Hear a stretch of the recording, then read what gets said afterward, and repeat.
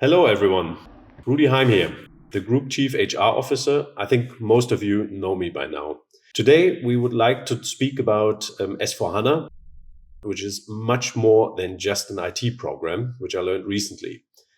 And I think that's a good reason to share that with you all. And for that reason, I'm joined today with Renier de Geus. I think no further introduction needed, our Group Chief Information Officer, and as well Daniel Leverick, our Albatha Healthcare Group Chief Information Officer, and also our Group Chief Digital Officer. So I've got all the expertise in the house to talk about S4 HANA. So let's start with you, Renier. Why do we need to move at all from SAP to S4 HANA?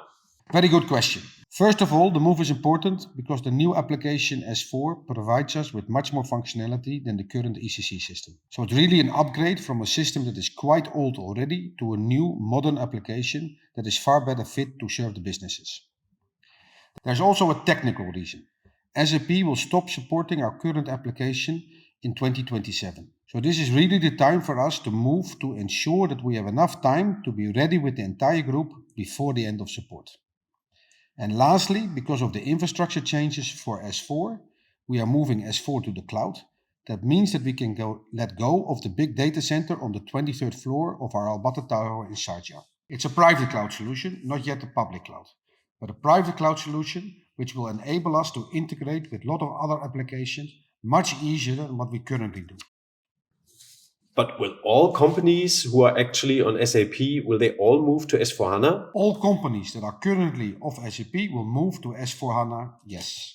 I understand that there will be much more commonalities and standardization coming to S4 HANA. So talk a bit about the standardization. What does that mean for the individual companies? This is a slightly new concept in the way that we're going to turn it into a programmable project.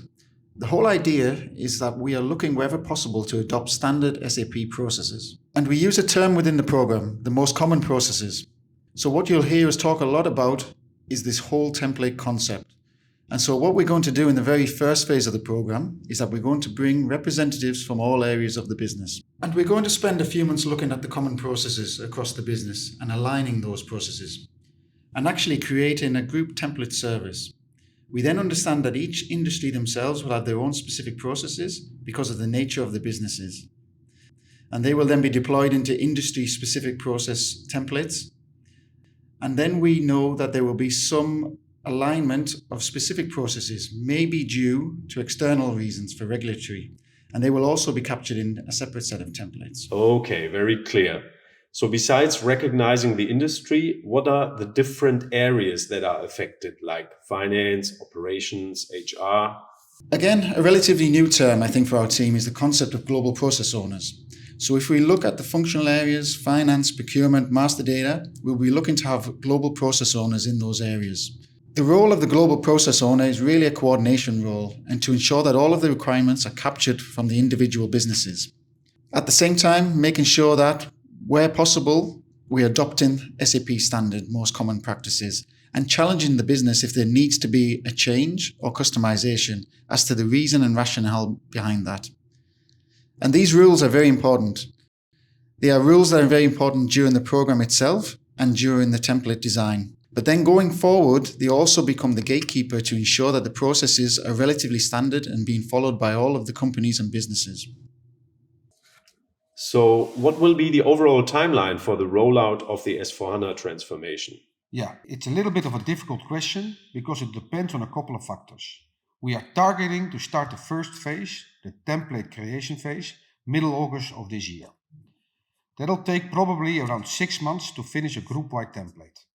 Now, after that is the rollout of the template for the individual companies. Overall, we're thinking 2 to 3 years. But for instance, if the template adoption with companies going really well, we could do a number of companies in parallel. And that will definitely shorten the time dramatically.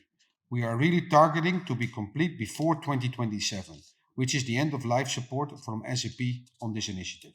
Okay, so we learned a lot about S4HANA today, and we want to keep on communicating, and we will do it through a portal which you can access through scanning that QR code. The QR code will be on a mouse pad that we distribute in the next coming days, and we would like to ask you to scan it in regularly.